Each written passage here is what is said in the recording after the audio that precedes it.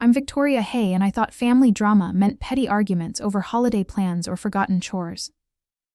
Nothing like this. At my daughter's 18th birthday party in a California park, her piercing scream from the changing tent sliced through the barbecue laughter. I bolted inside, heart racing, and stopped dead. Her long dark hair was strewn across the ground, her scalp bare, glinting faintly in the tent's dim light. She was sobbing, hands clutching her face, while my sister stood there, smirking in a floral dress, clippers buzzing softly on a nearby table. "What the hell did you do?" I demanded, voice trembling with rage. She laughed. That smug chuckle she uses to dodge trouble. "It's just a joke, sis. She'll laugh it off soon." My hand flew before I could think. Slap, sharp and echoing. I grabbed my daughter's arm, pulling her past gaping relatives, and stormed to the car behind us. Mom's voice cut like a knife. "Bastard. Child. You always stir up trouble." I didn't look back. The next morning, Mom appeared at my door, eyes swollen, voice barely a whisper. "Please give your sister a way to live." That moment unraveled a secret that would tear our family apart forever. If you've ever faced a family betrayal that flipped your world, hit like and subscribe for raw, gripping stories like this. Share your own drama in the comments below. I felt fury surge through me like a wave. "Get out!" I snapped, slamming the door in her face. Her words hung in the air, but they only fueled my resolve. No more giving in. My mind reeled back to the party chaos, the tense flap still flapping in my memory. After the slap, my sister clutched her cheek, her eyes wide. I had to stop her from going to the after-party, she murmured, glancing at my daughter, who huddled in the corner, shaking. I stepped closer, breath hot. "Stop her from what?" I hissed. She fumbled for her phone, hands trembling, and thrust it forward. Photos filled the screen, marks on my daughter's arms. Bruised impressions from fingers gripping too tight, others on her ribs. Hidden spots where clothes covered the damage. "That boyfriend of hers," my sister explained, voice dropping. "I caught him roughing her up behind the school gym last week. He's been doing this for months." I scrolled through the images, a chill spreading in my gut. My daughter looked up, her face pale, and nodded slowly. "It's true, Mom," she whispered, fresh tears spilling. My husband burst in then, his frame rigid, muscles coiled like springs. He took the phone from me, his expression darkening as he saw the marks. "How long?" he growled, turning to our daughter, his voice cracking with barely contained anger. She shrank back, wiping her face. "Since spring," she admitted, her words barely audible. He paced the tent floor, fists clenched, then knelt beside her. "Why hide it?" he asked.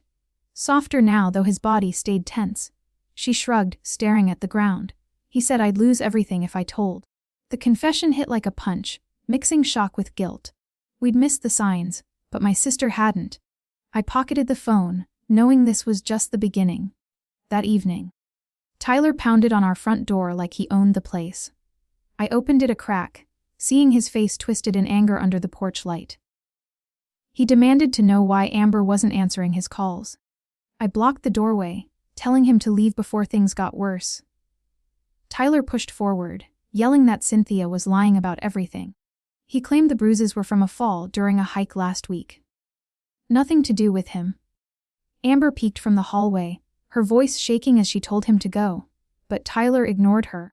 Stepping inside uninvited, Anthony came downstairs, his jaw set tight. He stood beside me, warning Tyler to back off. Tyler laughed, pulling out his phone. He said he'd prove we were all crazy. Then he turned to Anthony, smirking. He mentioned that day at the school parking lot 2 weeks ago. Anthony's face drained of color. I asked what he meant. Anthony admitted he'd seen a mark on Amber's neck during dinner and confronted Tyler after class.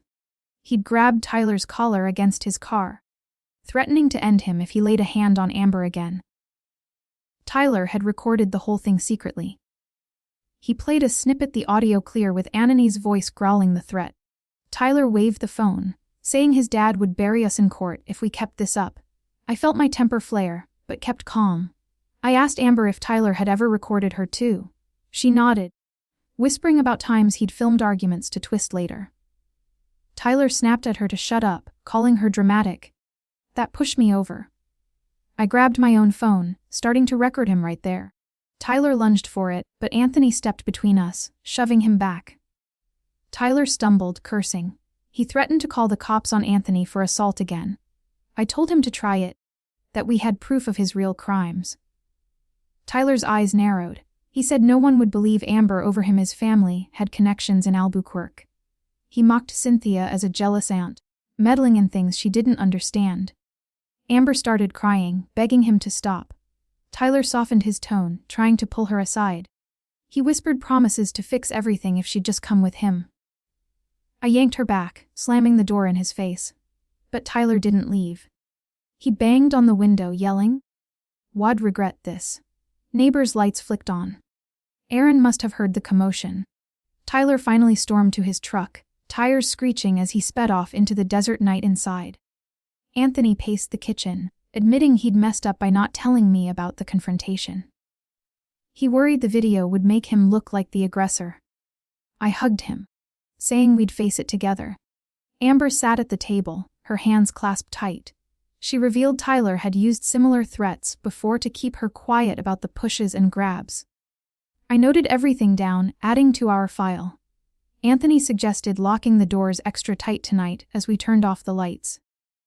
I couldn't shake Tyler's parting words he'd make sure our family paid, but I pushed it aside, focusing on getting through the night. Tomorrow we'd take the next step by morning. I was at the Albuquerque police station, Amber by my side, clutching my hand. I handed over the screenshots of Tyler's texts and Cynthia's photos of Amber's bruises. The officer, a stern woman named Karen Davis, listened as I explained how Tyler had been hurting Amber for months. She jotted notes, her eyes narrowing at the images of finger marks on Amber's wrists. I insisted we needed help now before Tyler came back. Karen promised to send a patrol to watch our street, and told us to get Amber's injuries checked at the hospital. We drove straight to Presbyterian Hospital, the desert sun glaring through the windshield. Amber was quiet, staring out the window in the exam room. A doctor measured the bruises on her ribs and arms, her face grim as she documented each mark. A nurse snapped photos, noting dates for evidence. Amber flinched when they asked how long it had been happening. She whispered, "It started small grabs during fights, but got worse over months." The doctor confirmed it was abuse, recommending a counselor. I nodded, holding Amber's hand tighter, my throat burning with regret for not noticing sooner. Back home, Erin Wallace, our neighbor who ran a flower shop, knocked on our door. She'd seen Tyler's truck speeding off last night, and heard rumors at the high school about his temper. Erin mentioned catching him yelling at Amber behind the gym once, his hands too rough. I thanked her, scribbling her account for the police. She hugged Amber, promising to check in later as Erin left. Dorothy showed up unannounced, her face pale and eyes red. She begged me to forgive Cynthia, saying she'd only been trying to protect Amber. I cut her off, asking why she'd called me that name at the party. Dorothy hesitated, then admitted Cynthia was her daughter from another man before she married my dad. The words hit hard. I'd grown up thinking we were full sisters. Dorothy claimed Cynthia acted out of love, shaving Amber's head to keep her safe from Tyler. She pleaded for me to drop the police report, saying it had ruined Cynthia's life. She just lost her job at the mall. I shook my head, my voice steady. Cynthia's choices weren't my burden, and Amber's safety came first. Dorothy's eyes flashed with anger, accusing me of tearing the family apart. She stormed out, muttering about fixing this herself. I locked the door, my hands shaking from the weight of her secret. Anthony came home from the bank, his tie loose. I told him about Dorothy's visit and the hospital report. He cursed under his breath, saying we should have acted sooner. I showed him Erin's notes, adding them to our file. Later, I called Karen Davis to update her with Erin's story. She said they'd interviewed a teacher who'd seen Tyler corner Amber at school. The pieces were coming together, but I felt no relief. Amber was in her room sketching to calm down. I sat with her, promising we'd get through this. She asked if Cynthia would get in trouble. I said we'd let the police decide. That night, I checked the locks twice. Tyler's threats echoing in my head. I emailed the hospital photos to Karen, ensuring our evidence was tight. Amber fell asleep with her sketchbook open, and I tucked her in, vowing to keep her safe no matter what. A few days later, Karen Davis called from the Albuquerque police station with news that turned my stomach. They'd searched Tyler's truck and found a small bag of pills hidden under the passenger seat. Karen said they were testing them, but suspected they were meant to harm Amber at a party he'd planned. Tyler was arrested that afternoon, hauled out of his house in cuffs while neighbors watched. I exhaled, gripping the phone. But the relief was short-lived. That evening, Ronald Reed, Tyler's father, called our house. His voice was sharp, a lawyer's tone, threatening to sue us for defamation and assault if we didn't drop the case. He claimed Anthony's parking lot stunt gave them leverage to ruin us. Anthony overheard, his face tense, muttering that Ronald's law firm had crushed bigger families than ours. I told Ronald we had proof, texts, photos, hospital reports. He laughed, saying no judge would take a teenager's word over his son's. I hung up, my pulse racing, and added his call to our evidence log. The next morning, a woman from Child Protective Services named Linda Carter arrived at our door for a routine check. She interviewed Amber in her room, asking if she felt safe at home. Amber nodded, clutching a pillow, and explained how we were protecting her from Tyler. Linda spoke to Anthony and me in the kitchen, flipping through her clipboard. She reviewed the police report and hospital photos, then said our home was stable, but urged us to get Amber counseling. I agreed, scheduling a session for her that week as Linda left. Amber came downstairs, her eyes red. She said kids at school were whispering about her. Tyler's friends had started rumors, calling her a liar who faked her bruises for attention. One of them, a kid named Jake, slipped a note into her locker, saying Tyler just wanted to talk and fix things. Amber tore it up but came home shaking. I photographed the note scraps and emailed them to Karen. She replied quickly, saying they'd add it to Tyler's file as harassment. I drove Amber to school the next day, noticing kids staring as we pulled into the lot. A girl from her class muttered something as Amber passed, loud enough for me to hear, calling her a drama queen. I walked Amber to the counselor's office, where a woman named Diane Torres promised to monitor the hallways. Diane said she'd heard other students complain about Tyler's crew before and the school was taking it seriously. Back home, Anthony was on edge, checking his phone for updates from Karen. He worried Ronald's threats could backfire, especially with that video of him grabbing Tyler. I reminded him our evidence was stronger: Amber's bruises, the texts, Aaron's account. Karen called again, saying they'd confirmed the pills were a sedative, illegal for Tyler to have. She'd tracked down Jake, who admitted Tyler asked him to spike drinks at a party. Jake was scared. Spilling everything to avoid trouble, I felt a chill, realizing how close Amber had come to danger. Anthony suggested we change her phone number to stop Tyler's friends from texting her. I called the provider right away, setting it up. Amber spent evenings sketching in her room, avoiding social media where rumors spread. I sat with her, listening as she described feeling like everyone was against her. I promised we'd fight this together.